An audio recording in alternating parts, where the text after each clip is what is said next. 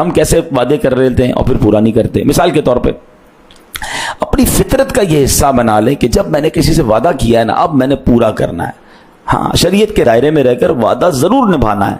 किसी का कर्ज लौटाना है, आपने कर्ज लिया, वादा किया 1 महीने में दूंगा, अब कुछ भी हो जाए आप उसका कर्ज लौटाएं।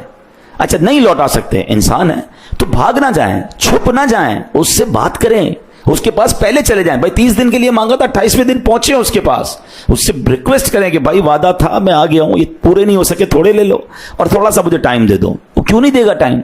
हम फोन ही नहीं उठाते, वो अगला परेशान हो जाता है, मेरे पैसे ही कहां गए, बंदा ही गायब हो गया, अब वो धक्के खा रहा है हमारे घर के। यार ये तो ज्यादती है ना, आपने वादा किया, उसने एहसान किया आपके साथ और अब आप उसे तकलीफ पहुंचा रहे हैं। ये सारे कारोबारी लोग सोचें कि जो, अच्छा बाज कारोबारी लोगों के जहनों में, माइंड में होता है कि 30 दिन के लिए उधार लूंगा, 2 महीने में वापस दूंगा और इस 30 दिन में कोई और काम कर लूंगा। आपका पहले ही जहन ये था, आपने गलत बयानी कर रहे, ये हराम।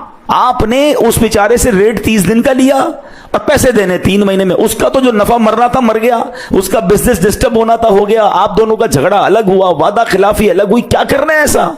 और क्या दोबारा वो आपसे साथ काम करेगा? आपने अपनी साख भी बर्बाद कर दी। दुनिया में याद रखें, जो जबान का पक्का है, वादे पूरे करता है, वो कारोबार में तरक्की करता है, उसको माशरे में इज्जत मिलती है, उसको खानदान में इज्जत मिलती है। वो वादा करता है मैं आऊंगा, टाइम पे पहुंचता है, उसकी पूरे माशरे में इज्जत होती है। कुछ लोग हैं टाइम बताते हैं मैं आ जाऊंगा, आते ही नहीं है, बंदा इंतजार करता रह जाता है। 1 बार होगा, 2 बार होगा, फिर कोई आपकी बात पर एतबार नहीं करेगा। बंदे की इज्जत ही उसकी होती है कि यार इसने कह दिया ना, बस आप बेफिक्र हो जाओ, अभी काम हो जाएगा। ये होता है मर्द, ये होता है मुसलमान, ये है इस्लाम। आगे चलें। इसी तरह आपने मिलने का वादा किया है, जरूर टाइम पे पहुंचे। नहीं पहुंच सकते, उसको इंतजार ना कराएं, पहले बता दें मैं किसी वजह से लेट हो गया हूं। फोन है ना, राब्ता कर लें। कोई मजबूरी हो जाती है इंसान से, बताते तक नहीं है, अगला इंतजार कर रहा है।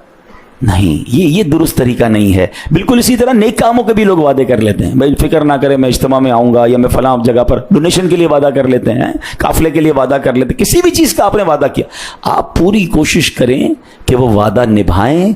इसी में आपकी इज्जत है, इसी में आपको इंशाअल्लाह बरकतें नसीब होंगी। अच्छा, जब आप वादा निभाते हैं ना तो इसके बहुत जबरदस्त फायदे भी हैं। आप कुछ फायदे सुनिएगा, आपको शायद अभी अंदाजा नहीं होगा, लेकिन जब आप फायदे और नुकसान सुनेंगे तो आपको लगेगा हाँ यार ये तो होता है। फायदा क्या होगा? आपको इत्मीनान मिलेगा।